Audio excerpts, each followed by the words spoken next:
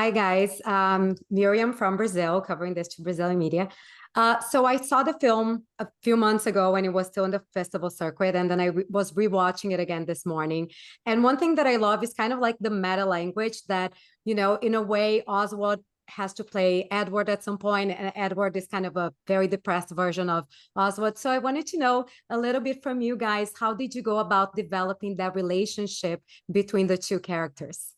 I think the relationship between the two characters is really important, and if you're going to get a relationship right on camera, you need to sort of get it right off camera. And so before we got to Nuke and started filming, myself and Sebastian had a lot of really important and like emotionally honest and open conversations with each other, so that when it got to shooting, we both knew what's the end goal here, and how do we both bring like the best versions of ourselves and our characters to help meet that end goal. Because unless actors are willing to be emotionally vulnerable off screen, we have no right to ask the same of an audience when it finally gets on screen. So yeah, a lot of hard work. We get on pretty well still, I think.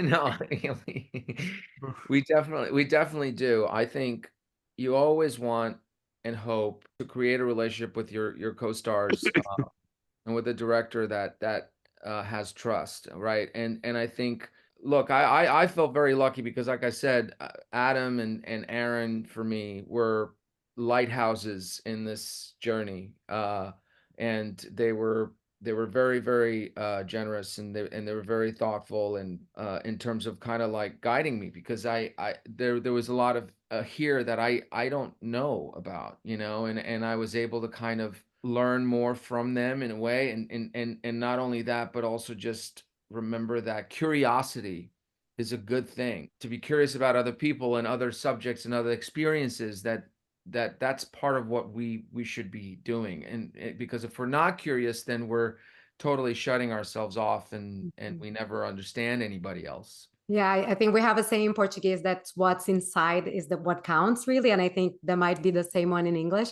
This film does that perfectly.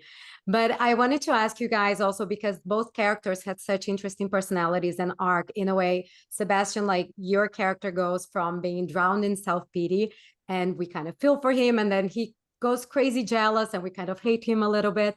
And so I wanted to know what was the best about playing that character and like bringing these different elements, the likability and the dislikability of a character. And Adam, also Oswald, was kind of larger than life. He's a very likable character, pushes you to have a huge personality.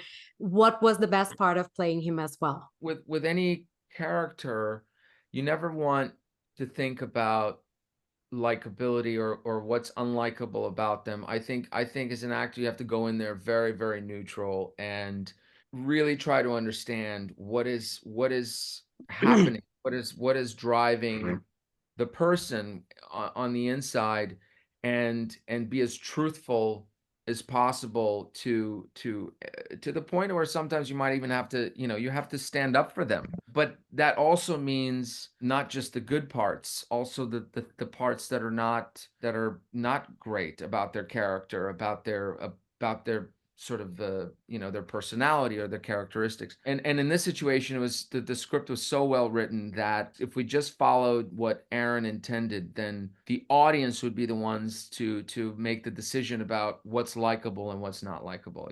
And what about for you, Adam? Was the best part of playing Oswald? Oh, I mean the wardrobe is like way out there, crazy. That was a great day. Like we spent 5 hours, and Stacy and the girls have picked out all this like wacky clothing that Oswald would wear. That people, all my mates who've seen the film are like, yeah, you need your own like yoga Kaftan because you rock that, my guy. And I'm never gonna wear a yoga Kaftan again, lads. Like, really sorry to break that to you. That's- But also, as Sebastian said, you can never quite work out if Oswald's sort of like a good guy or a bad guy. Is he perfect? Is he too perfect? Is he always in like the right place at the right time? Sort of like doubtful. It leaves a lot of almost ambiguity. So for the audience to sort of like make up their own minds, because we all know an Oswald who 99% of the time that they're like the life and soul of the party, and then there's that 1% where you're like, oh, this bloody guy, like, Jeez. He's always at the right place and always know what to say, right? Thank you so Right. much. And again, congratulations on the film. It's truly, it's great to watch it. Thank you so much. Thank you very much. so much for taking the time.